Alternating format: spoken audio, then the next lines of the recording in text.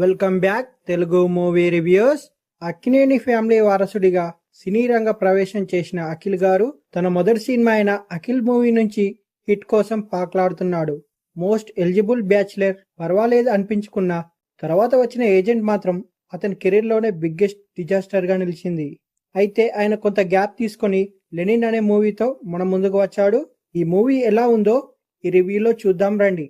మన లెనిన్ అక్కినేని అఖిల్ గారు ఒక అనాథ.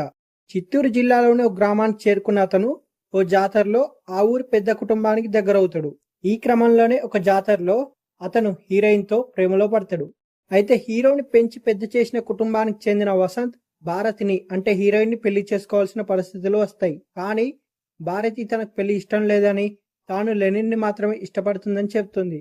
దీంతో వసంత్ దగ్గరుండి లెనిన్ మరియు భారతికి ఇద్దరికి పెళ్లి చేస్తాడు.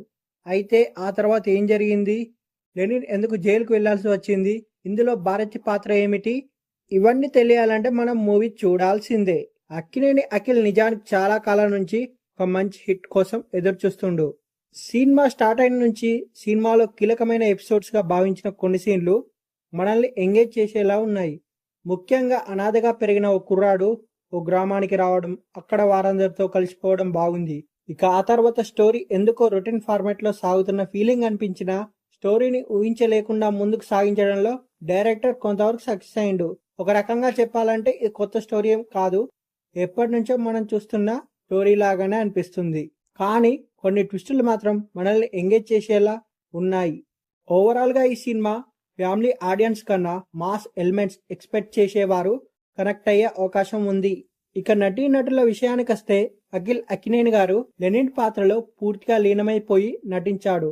ముఖ్యంగా చెప్పాలంటే హీరోయిన్ అయిన భాగ్యశ్రీ గారికి మంచి క్యారెక్టర్ పడింది.